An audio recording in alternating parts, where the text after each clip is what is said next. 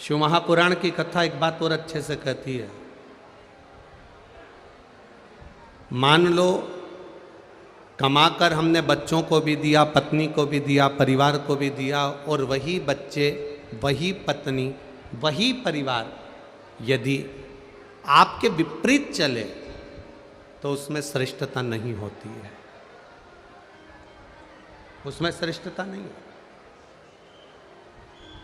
मेरे देवाधिदेव महादेव जब काशी की धरा पर विराजमान थे, काशी की भूमि पर बैठे हुए थे, माँ गंगा जी का पावन तट था। माँ गौरा, माँ भवानी, माँ दुर्गा उनके करीब में बैठी हुई। तब षडानंद कार्तिकेय जी का आगमन हुआ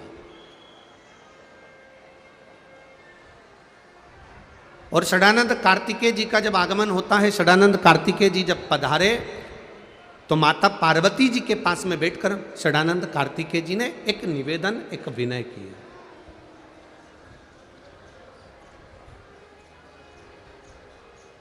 एक निवेदन षडानंद कार्तिकेय जी ने कहा अपनी माता से, मां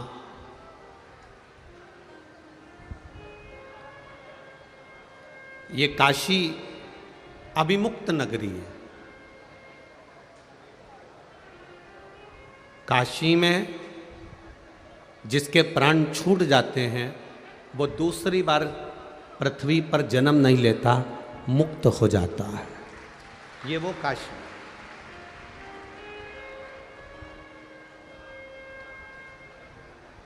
काशी अभिमुक्त नगरी है हमारी।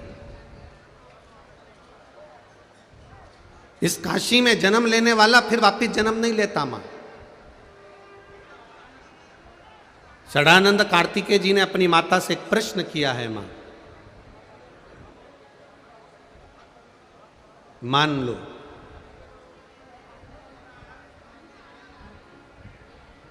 किसी कारणवश काशी से बाहर, काशी को छोड़कर कहीं दूसरी जगह कोई स्थान, जैसे अपन मान लो बरहानपुर है, सीहोर है, लातूर है, भुसावल है, या जलगांव है, या आदि जितने भी स्थान हैं आसपास के, खंडवा समझ लो, खरगोन समझ लो, जो भी आपकी चित्तवृत्ति में आ जाए। ये षडानंद कार्तिकेय जी का बड़ा भारी प्रश्न है अपनी माता से। मां मान लो काशी में जिसके प्राण छूटते हैं वो मुक्त हो जाता है, वापिस जन्म नहीं लेता, पर एक निवेदन है, अगर किसी का आगमन काशी में नहीं हुआ हो, वो काशी में नहीं पहुंचा हो, और मान लो वो फिर जन्म ना लेना चाहे, मुक्त होना चाहे, तो उसके लिए क्या करना पड़ेगा? तब माता पार्वती जी ने कहा अगर भूल से भी जो व्यक्ति के प्राण छूट रहे हैं, और अगर मान लो प्राण छूट भी गए, अगर भूल से भी बेलपत्री के वृक्ष की मात्र छाया उस पर पड़ जाती है तो भी उसकी मुक्ति निश्चित हो जाती है।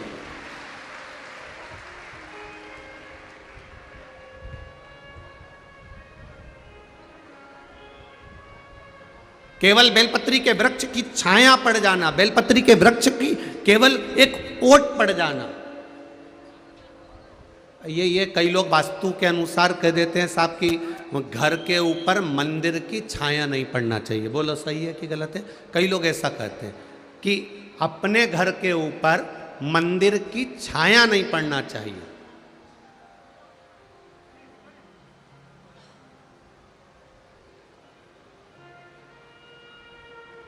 पर किसी वास्तुशास्त्री से एक बात जरूर पूछना, आप कह रहे हो कि घर के ऊपर किसी मंदिर की छाया नहीं पड़ना चाहिए, पर वास्तुशास्त्र में एक बात बहुत अच्छी लिखी है, उस मंदिर के पास में अगर कोई जलाशय है उस मंदिर के पास में कोई कुआं है, उस मंदिर के पास में कोई बावड़ी है, उस मंदिर के पास में कोई तालाब है, उस मंदिर के पास में कोई हापसी है, उस मंदिर के पास में कोई स्थान पानी का है, या उस मंदिर के पास में बेलपत्री, पीपल, आंवला, शमी, देव वृक्ष अगर कोई विराजमान है और उस मंदिर की भी छाया आपके घर पर पड़ रही है तो वो दोष नहीं देती, वो कल्याण कर देती है।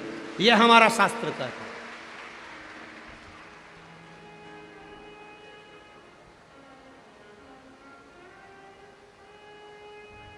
कहने वालों ने कह दिया कि मंदिर की छाया नहीं पड़ना चाहिए, मतलब मंदिर से दूर चले जाओ।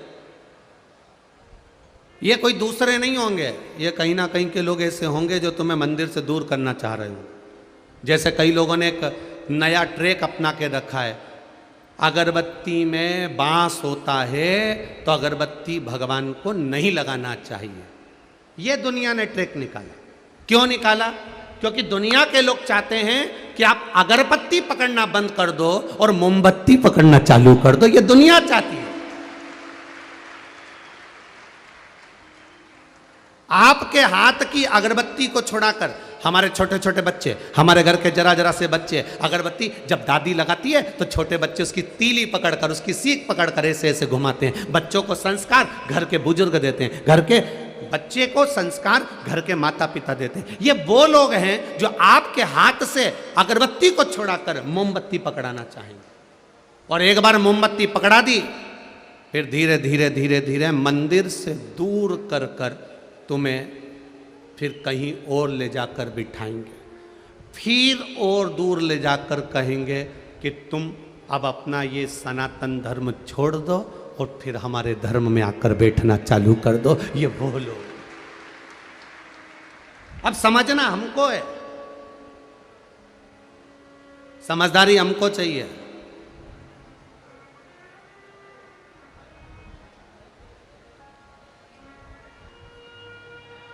जो ज़्यादा अक्ल देना तुमको कि अगरबत्ती नहीं लगाना चाहिए, तो भगवान को 2 अगरबत्ती ज़्यादा लगाओ और भगवान से कहो कि ये 2 अगरबत्ती ज़्यादा हमने इसलिए लगाई है कि जो हमको अक्ल दे रहा है वो किसी और को अक्ल नहीं दे, इसलिए आप उसको थोड़ी सी अक्ल दे देंगे।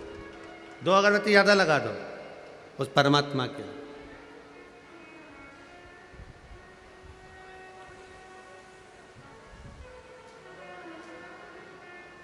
गुरु द्रोणाचार्य के घर में बेटे ने जन्म लिया, अश्वत्थामा ने। शिव जी की कृपा से प्रकट हुआ।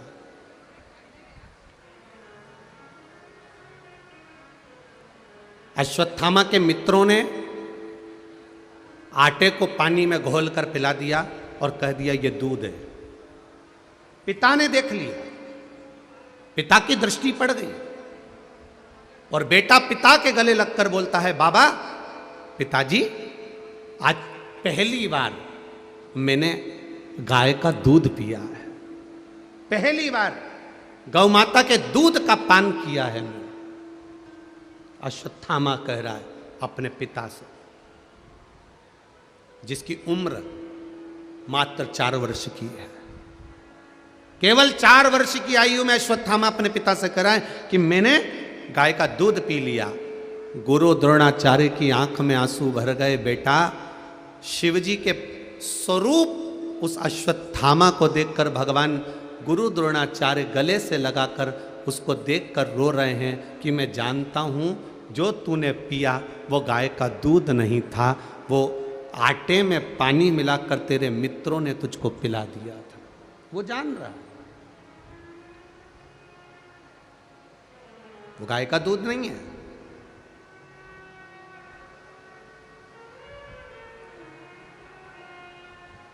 आज गुरु द्रोणाचार्य ने अश्वत्थामा को कंधे पर लिया और कंधे पर लेकर गुरु द्रोणाचार्य अपने बेटे को लेकर घर पहुंच गए। माँ और पिता दोनों में एक अंतर होता है। माँ बेटे को गोदी में लेती है और पिता बेटे को कंधे पर लेता है। माँ बेटे को गोदी में इसलिए लेती है कि जितनी गोदी में मैंने बेटे को रख रखा है, जो मैं देख रही हूं वो मेरा बेटा भी देखे। और पिता अपने बच्चे को कंधे पर इसलिए लेता है कि जितना मैं देख रहा हूं उससे भी ज्यादा मेरा बेटा देखे। ये बाप होता है, ये पिता होता है।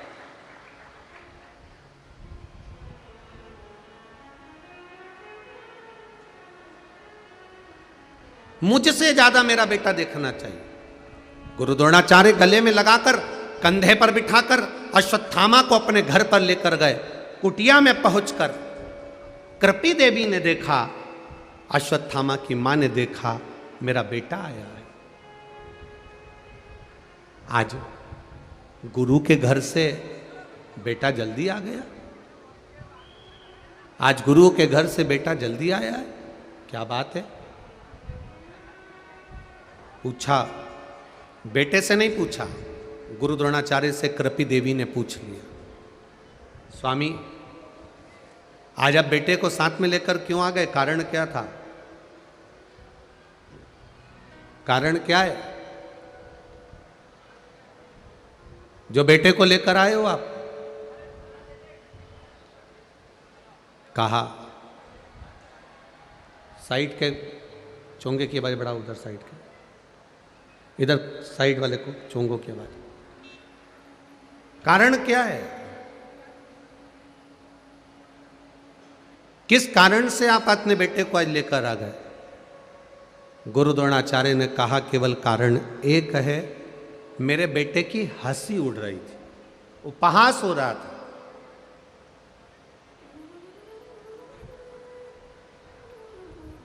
मेरे बेटे की हंसी उड़ रही है, उपहास हो रहा है, इसलिए मैं उसको लेकर आ गया।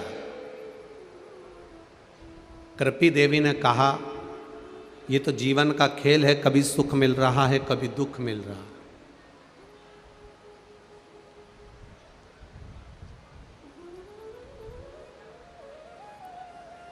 आज के समय में जो गरीब है वो सबसे ज्यादा सुखी है।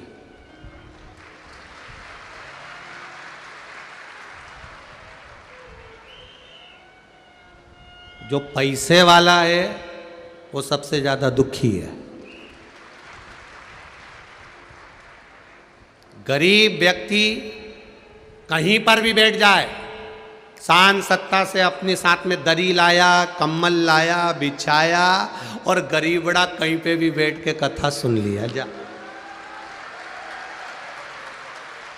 कहीं पर भी बैठकर सुखी। सबसे ज्यादा दुखी है तो पैसे वाला।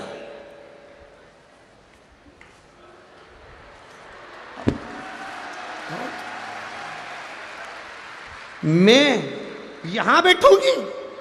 नो नो नो,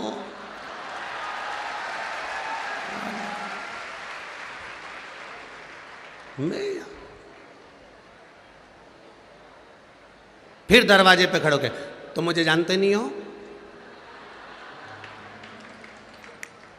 एक फोन लगाऊंगी और अब भी तुम दरवाजा खोलोगे और मुझे अंदर जाने को कहोगे। एक फोन लगाऊंगी।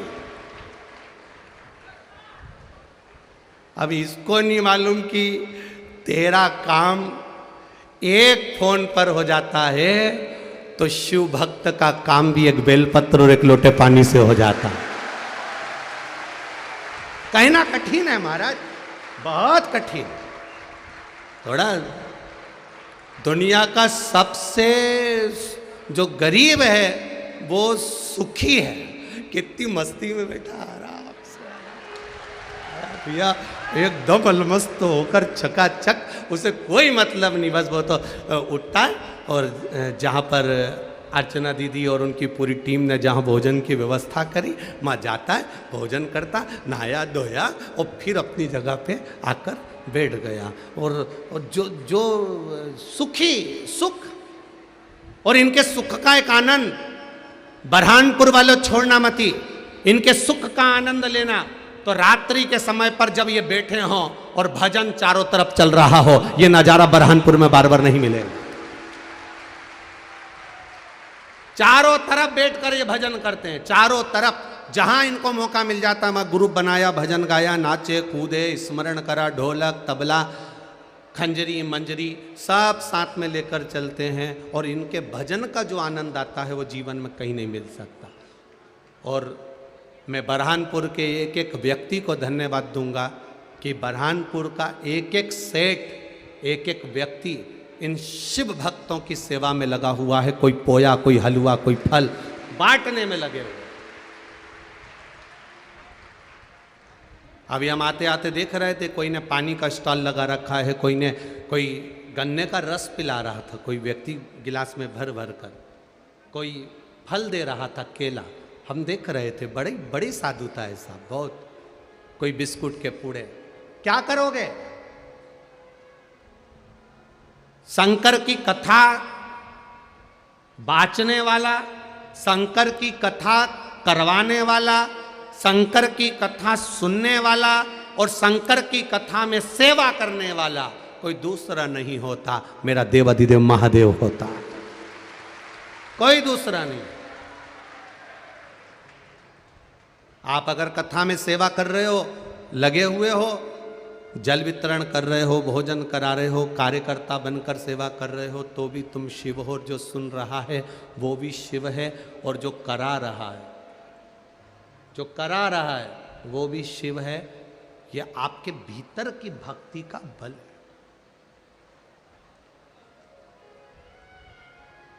इस बेटे को कृपी ने कहा, इस बेटे को आप लेकर आ गए हो, पर जीवन का सुख दुख तो कैसा चलता है। जिस गुरु द्रोणाचार्य के घर में वैभव की कमी नहीं थी, जिस गुरु द्रोणाचार्य घर में धन की कमी नहीं थी, जिस गुरु द्रोणाचार्य के घर में सत्ता और वैभव की कमी नहीं थी, वो गुरु द्रोणाचार्य आज अपने बेटे को एक गाय का दूध भी नहीं पिला पा रहे हैं। ये जीवन का समय का खेल है, ये खेल।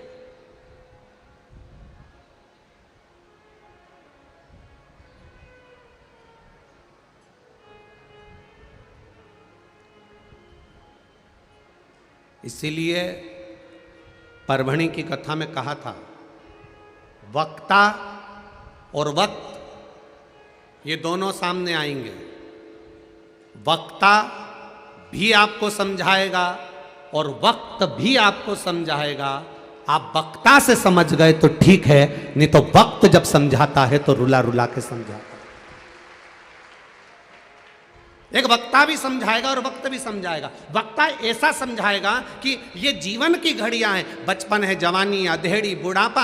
आप भजन करिए, कीर्तन करिए, मंत्र जाप करिए, स्मरण करिए, राम जपिए, कृष्ण जपिए, शिव जपिए, तुम्हारी मर्जी पड़े उसका भजन करो। हम कभी ये नहीं कहते कि तुम शंकर की ओर जाओ, हम ये कहते हैं जो तुम्हारे दिल में बैठ जाए। तुम राम को भजते हो, राम को भजो, तुम कृष्ण को भजते हो, कृष्ण को भजो, तुम शिव को भजते हो, शिव को भजो, तुम भवानी को भजते हो, भवानी को भजो, तुम स्वामी समर्थ को भजते हो, स्वामी समर्थ को भजो, तुम हरि विठ्ठल को भजते हो, हरि विठ्ठल को भजो, तुम्हारा जो मन करता है उसको भजो। पर एक बात का याद रखना कि भजन में, स्मरण में छल ना हो, दिखावा ना हो, कपट ना हो और किसी का दिल ना दुखे। ऐसा भजन अपनी जिंदगी में करो भजन।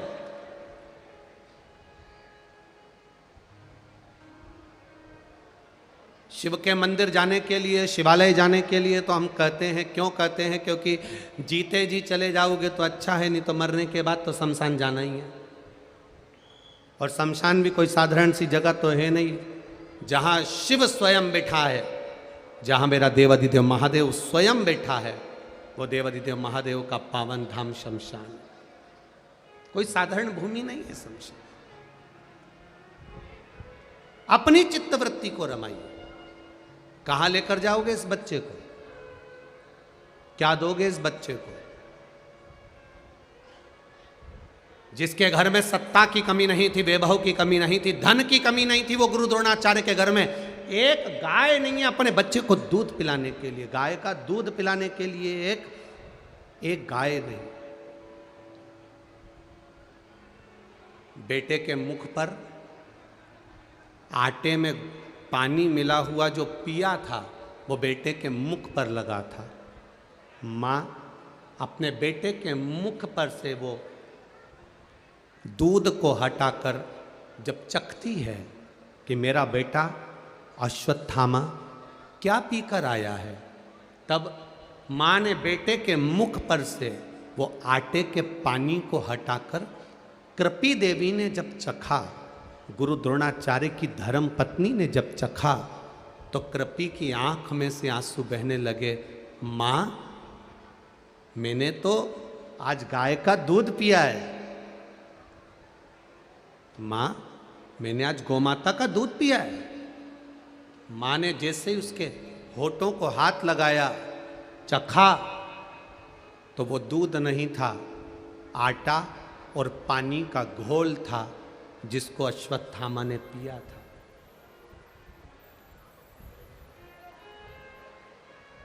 आटे और पानी का घोल है जिसको अश्वत्थामा ने पिया। मां ने बेटे को गोदी में बिठाया। स्नेह करती हुई मां बोली, बेटा, आपने कभी गाय के दूध का स्वाद नहीं लिया, इसलिए आपको मालूम नहीं है कि गौ माता का दूध का स्वाद क्या होता है। आपने अभी जो पिया है केवल वो आटे का पानी था जो तुम्हारे मित्रों ने तुम्हारी हंसी उड़ाने के लिए तुमको वो आटे का पानी दे दिया था। मां, सबसे ज्यादा दूध गौ माता का किनको मिलता है? अश्वत्थामा ने अपनी मां से पूछा।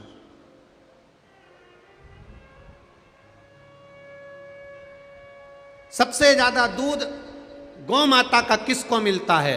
तो कृपी देवी के मुख से तुरंत निकल गया, सबसे ज्यादा गाय का दूध महादेव को मिलता है। महादेव। 4 वर्ष के अश्वत्थामा माता के चरणों में शीश नवाए, प्रणाम करा, गुरु द्रोणाचार्य को प्रणाम करा, और 4 वर्ष के अश्वत्थामा घर से बाहर निकल गए।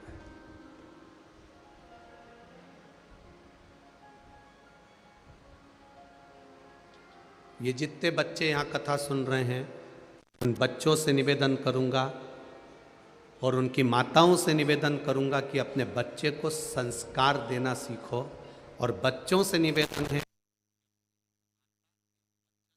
सुनकर निभाना सीखो।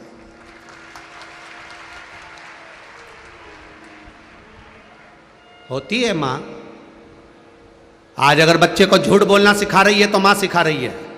आज बच्चों को सत्य बोलना सिखाती है तो मां सिखाती है। एक छोटा सा बच्चा, मां जा रही थी किटी पार्टी में, छोटा सा बच्चा जिद कर रहा है, मैं भी चलूंगा, मैं भी चलूंगा, मैं भी चलूंगा। मां ने मना कर दिया, तू नहीं जाएगा, एग्जाम का टाइम है, पढ़ाई का समय है, पढ़ो, तुम मेरे साथ नहीं जाओगे।